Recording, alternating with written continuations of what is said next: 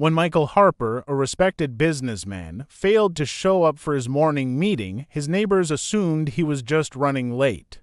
But by noon, detectives were swarming his elegant Maryland home, uncovering a scene that would shock the entire community and set off one of the most baffling murder investigations the state had ever seen. The morning was crisp, and a thin layer of mist clung to the manicured lawns of a wealthy Maryland neighborhood where life usually moved at a slow, predictable pace. Children rode bikes along the quiet streets, and joggers waved to neighbors as they passed. It was the kind of place where doors were rarely locked and everyone knew each other by name. That calm, reassuring rhythm of daily life was shattered when the police arrived at a stately home near the end of a tree-lined cul-de-sac. Inside, they found the body of a man who had been prominent in local business and community affairs. His death was sudden and violent, and the scene sent a ripple of shock through the normally serene neighborhood. The news traveled quickly, spreading from street to street like wildfire. Residents who had spent years feeling safe behind their pristine fences suddenly felt an unfamiliar tension. The reality that violence could touch even this privileged enclave seemed almost impossible, yet the evidence was undeniable. Neighbors gathered cautiously, peeking from behind curtains or huddling in small groups, exchanging worried whispers about what had happened and who could be responsible. The authorities worked efficiently, setting up barriers around the property and keeping the crowd at a distance. Inside the home, detectives moved carefully through the rooms, examining every surface for clues. The house, usually a symbol of comfort and wealth, now felt eerie and foreign. The investigators noted the absence of forced entry, which only deepened the mystery. Nothing appeared to have been stolen, leaving questions about motive wide open. Police interviewed neighbors and acquaintances, piecing together the victim's last known movements. Each new detail seemed to raise more questions than answers. Social media amplified the tension as residents shared snippets of news and speculation online, some posts carrying fear, others disbelief, and a few outright rumors. The sudden disruption to the peaceful rhythm of the neighborhood left a lingering unease. People were cautious as they left their homes, glancing over their shoulders and checking locks multiple times. In a place where community trust had once been a given, suspicion now crept into conversations and casual greetings. Local businesses felt the impact as well, with patrons quietly discussing the incident and sharing theories about how something so grim could occur in their midst. Meanwhile, the detectives continued their meticulous work, photographing evidence, collecting fingerprints, and reconstructing the timeline of the day the murder occurred. The initial lack of leads made the case especially frustrating, and it became clear that the perpetrator had gone to great lengths to cover their tracks. Every room in the house was scrutinized for any overlooked detail, and every item was considered a potential clue. Despite the thorough investigation, the case initially seemed almost unsolvable. Yet, amidst the fear and uncertainty, the community's underlying desire for answers began to take shape. Families huddled together in their homes, reflecting on the fragility of life and the sudden intrusion of violence into a world they had always assumed was safe. What had started as an ordinary autumn morning had transformed into the first chapter of a story that would grip the neighborhood and later the entire state as the investigation unfolded. The investigation that followed the discovery of the murder quickly became a complex puzzle that left even the most experienced detectives frustrated. Officers returned to the scene multiple times, combing through every inch of the house in search of overlooked evidence. They photographed, dusted for fingerprints, and collected samples, yet each lead seemed to vanish into thin air. Surveillance cameras from nearby homes and streets were reviewed frame by frame, but they revealed little more than ordinary neighborhood activity: people walking dogs, cars passing by, nothing to indicate a violent intrusion. Detectives questioned neighbors extensively, asking about visitors, unusual noises, or anyone who seemed out of place in the days leading up to the crime. Everyone they spoke to offered pieces of a seemingly normal life, yet nothing fit together in a way that suggested a clear suspect. The victim's friends, colleagues, and family members were also interviewed, some multiple times, but their recollections offered no concrete evidence. Everyone seemed to have been shocked by the event, and while some mentioned minor disagreements or business tensions the victim had been involved in, nothing suggested a motive strong enough to lead to murder.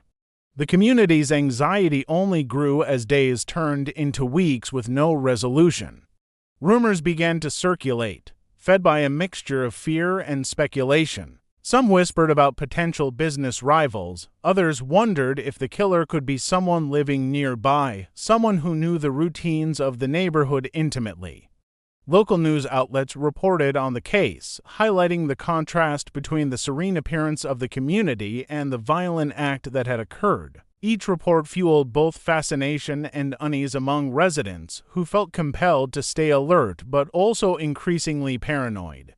The detectives, aware of the pressure mounting from the public and the media, worked tirelessly to piece together any fragment of a story that could explain the murder. They re-examined the crime scene, looking for overlooked traces, small fibers, subtle stains, or anything that might have been missed in the initial sweep.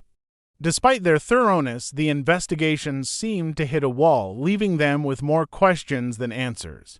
The lack of witnesses or clear physical evidence made it feel as if the killer had carefully erased their presence, leaving no trail to follow. As the case lingered without resolution, the neighborhood itself changed.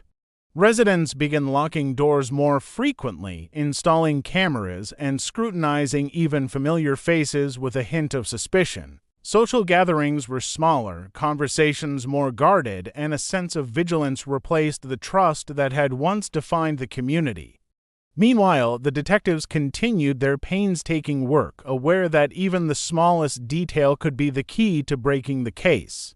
Each new day brought renewed efforts to re-interview witnesses, reanalyze evidence, and consider angles that had been overlooked. Slowly, patterns began to emerge, not obvious ones, but subtle threads that hinted at connections previously unseen. The case, which had seemed unsolvable, was beginning to shift in unexpected ways. The pressure, the frustration, and the tension built steadily, setting the stage for a breakthrough that would soon take the investigation in a direction no one had anticipated. In the midst of uncertainty, the detectives and the community alike remained on edge, waiting for the moment when a clue would finally illuminate the darkness surrounding the murder. Weeks passed with little progress, and the investigation remained frustratingly stagnant. Detectives had examined every conventional lead: witnesses, surveillance footage, phone records, and financial transactions, yet the puzzle seemed unsolvable. Then, in a routine review of evidence, a forensic analyst noticed something small but significant: a partial DNA sample found on the victim's clothing. At first, it appeared inconclusive. The sample was faint, incomplete, and did not match any profiles in local or national criminal databases. It was a dead-end door, so it seemed, yet the team decided to take an unconventional approach. They submitted the DNA to a national genetic genealogy database, a resource increasingly used in solving cold cases. The process was painstaking and required building family trees based on distant genetic matches. It was slow work, combining forensic science with detective intuition and hours of research into public records, social media, and historical documents. Gradually, patterns began to emerge. The DNA did not match anyone with a criminal record, but it did connect to distant relatives of a person whose proximity to the victim and lifestyle warranted further investigation. Each new connection led to another, forming a web of relationships that stretched across the state. Detectives had to trace branches of family trees, sometimes going back generations, to determine the most likely source of the DNA. The work required patience and meticulous attention to detail, as even a minor mistake could derail months of research. Eventually, the investigation honed in on a person who had been in the victim's life in ways that had previously gone unnoticed. The revelation was subtle but striking. The DNA suggested someone from within the social circle rather than an outside intruder. This shifted the investigation from speculation about random threats to the complex dynamics of personal relationships and hidden motives. Detectives then cross-referenced this information with timelines, alibis, and behavioral patterns. Small inconsistencies emerged: an unusual absence, a vague explanation for whereabouts, or interactions that had previously seemed ordinary. The DNA alone did not solve the case, but it became the thread that tied together previously disconnected pieces of the puzzle. Investigators realized they were no longer looking at a crime of opportunity, but a crime of knowledge. The perpetrator knew the victim's routines, habits, and vulnerabilities. Every new piece of information revealed another layer of hidden tension, resentment, or secrecy that had been masked by outward appearances. The neighborhood, once thought to be insulated from crime, was suddenly full of complexities and shadows that no one had considered.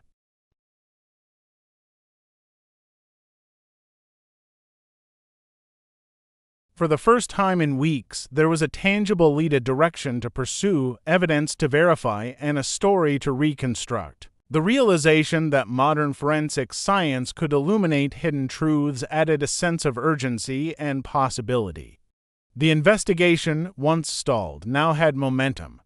Each discovery brought them closer to uncovering a truth that had been carefully concealed, a truth that would challenge assumptions and ultimately reveal a shocking reality hidden beneath the surface of the tranquil neighborhood. The DNA, once a minor trace, had become the key that would unravel the mystery piece by piece. The DNA analysis pointed detectives toward a suspect whose connection to the victim was far closer than anyone had imagined. This revelation sent shockwaves through the investigation, transforming it from a mysterious, unsolvable crime into a story of betrayal and hidden motives. The suspect was not a stranger who had slipped into the neighborhood unnoticed, but someone who had moved within the same social circles as the victim, attending the same events, visiting the same clubs, and even sharing mutual acquaintances. The realization was jarring because it meant that the killer had intimate knowledge of the victim's routines and vulnerabilities, which explained the lack of forced entry and the careful execution of the crime. Investigators delved deeper into the suspect's history, retracing every interaction, every financial transaction, and every social engagement. They discovered a network of hidden debts, secret partnerships, and long-standing resentments that had been carefully concealed beneath a veneer of civility. Financial records revealed transfers and withdrawals that suggested conflicts over money, while private communications hinted at arguments that had never surfaced publicly. Even minor details, previously dismissed as unremarkable, began to take on new significance. The suspect had been present at critical moments, often coinciding with the victim's activities, yet nothing had raised suspicion at the time. The detectives began to reconstruct a timeline that revealed a chilling level of premeditation. The killer had observed, waited, and chosen the perfect moment to act, confident that outward appearances would mask their intentions. The meticulous nature of the crime became clearer as investigators pieced together evidence that had initially seemed insignificant. A misplaced item in the home, subtle signs of struggle, and digital footprints left in the victim's absence.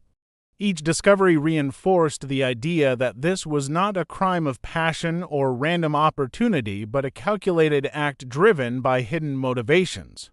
The suspect's identity brought with it a cascade of questions for the community, who had always assumed that those within their social network could be trusted.